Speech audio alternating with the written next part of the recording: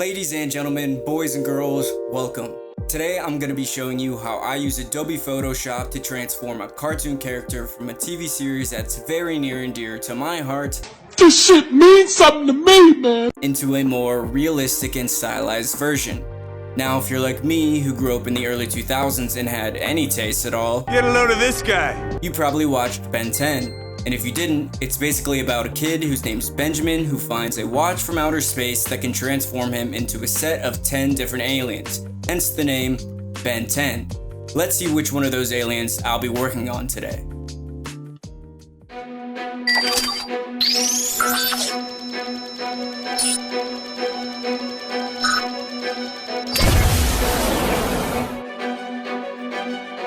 Heat blast!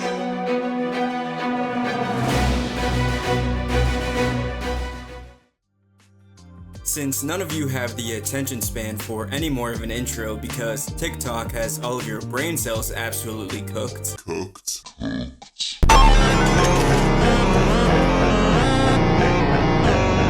Let's get started. So I open up Google and type in Heat Blast, Ben 10, hit search, click on images, and start scrolling for a reference image that I want to use.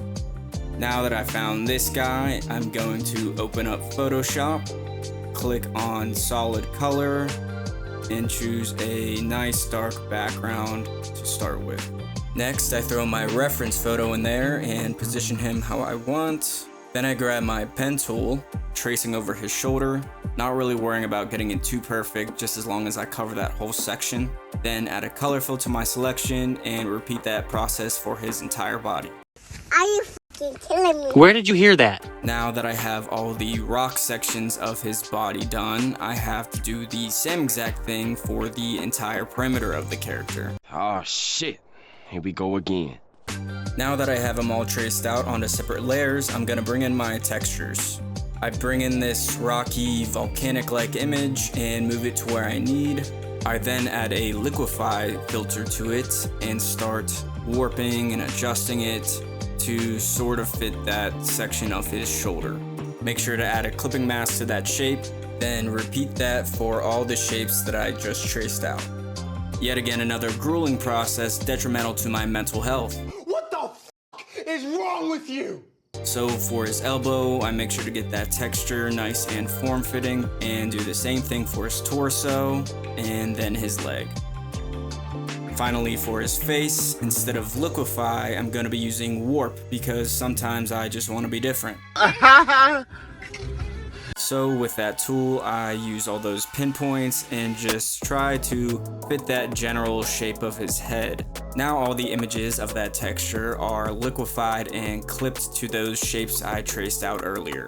Do the same thing but with a different texture. I found this image of lava that I'm going to position and clip to the underlying layers to fill the rest of his body, duplicating and moving them around just to make sure I cover all these sections that are remaining. Next, I'm gonna add a hue and saturation adjustment layer and play with those sliders, moving that hue slider down to a more orangey color, then add a levels adjustment layer to bring down the highlights. Some exposure by bringing up that slider as well as the offset slider. And then invert the layer mask so then I can go in with my brush tool and start painting in his leg to get it nice and bright. Oh my god! Wow! Going in and painting all those sections where I put the texture in, kind of excluding the edges just so I can sell the effect that the lava is that white hot that you see in real life. Now that I'm done painting in that inner glow, I'm gonna add another hue and saturation adjustment layer and change it to a more dark orange, and set the blending mode to multiply, and then go in and start painting some shadows. Normally I would use an exposure adjustment layer and bring that slider down, but since lava is a light source, a hue and saturation adjustment layer here will work better. Working on the hand here, just making sure I get all those ambient and core shadows on his fingers, erasing some of the parts that I don't want, and we are starting to get some shape into something that was otherwise flat. Oh yeah, I like that. Start working on his other hand, channeling my inner Bob Ross to paint these shadows. Hello, I'm Bob Ross. More shadows that I paint in on his leg and foot, again erasing those parts that I do not want. Turning my reference photo on just to help me make sure I get those shadows in the correct placements. As you can see, the more I paint in, the more shape that this starts to take. I even use a selection here to help get that circular shape and to get that crevice real dark the deeper it goes. Now all those shadows put together, we have something more three-dimensional. Painting in some shadows on the overlapping rock sections just to get even more dimension. Nice! To get some color on the rocks, I add a hue and saturation adjustment layer, play with the sliders a bit to get a more darker red, almost brown. Now a levels adjustment layer and start bringing down those shadows as well as the midtones to kind of bring out that detail in that texture. Next, I add another hue and saturation adjustment layer and move the sliders to get a nice bright red color. Change the blending mode to linear dodge, add some blend if to make sure that color doesn't hit the shadows of the texture. Invert the layer mask so I can go in again and start painting in some of the highlights that emit from the lava. Just going around the edges of the rock to get that effect that the light is bouncing off of them. Kinda have to be a little strategic as to where I paint in these highlights to make sure that the rock still maintains its shape. From a distance, it's a little hard to see, so I'm gonna create an exposure adjustment and copy the layer mask from the original highlights layer onto the exposure. I'll bring up the exposure slider to elevate those highlights a bit more, copy the original hue and saturation adjustment layer that I made for the highlights, and now they're a little bit more visible. Now I'm gonna paint some overall core shadows on his body, just getting the back of his torso, under his arm, his elbow, then on his forearm. I was lucky enough to find this nice image of a fire. Thankfully it's a PNG so I don't have to mask out the background. Gonna change it from this blue to an orange by using a color fill, changing the blending mode. Then I'm gonna add a levels adjustment layer to bring up the highlights and turn down the midtones a little bit to bring out the detail. Slap that on his head. Who's your daddy? And then warp the bottom part into that little funnel shape. Now I add some puppet warp to make it look like it's moving with the wind, and then add again those same highlights from the body back onto his face. I'm gonna add a solid color to the entire canvas, invert the layer mask so I can go in and paint some glows. Just adding the glow anywhere that emits light from his body. Make sure to get his foot, and then in between his cracks. What do you mean by that? This step really brings it together and makes it a little bit more cohesive. I got lucky again and found a PNG of this cool fireball overlay, so I'm gonna position it over his hand, making sure to erase those harsh edges. Do the same thing for his other hand, and then duplicate it once more on his head. Another one. Again, just erasing some harsh edges. Next I add the sparks overlay that I have.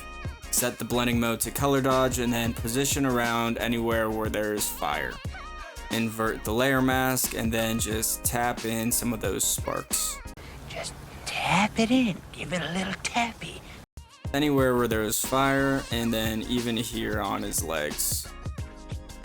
Next I grab a vapor brush and then head over to the brush settings, flip on the X and Y jitter axis as well as the angle jitter. This creates a more randomized pattern when I go in and paint the smoke above the flames. Making sure to get above his head and then his other hand. For his chest piece, I created this shape layer, brought in this metal texture and then warped it to the shape. Added some levels to adjust the midtones and highlights.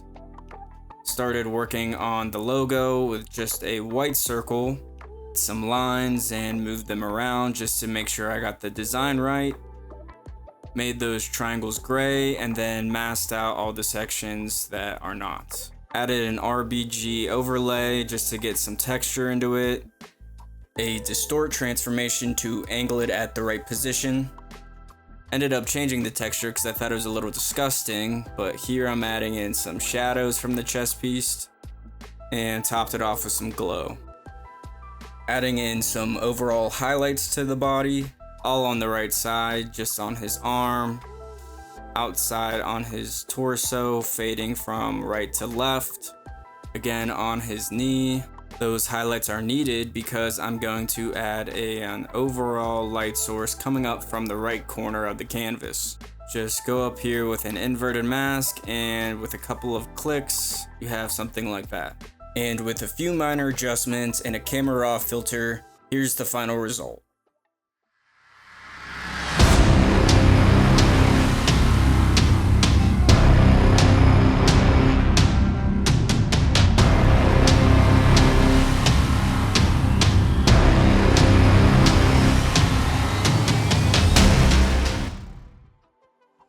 I'm not gonna lie, I'm pretty happy with how this one turned out considering it's for my first video.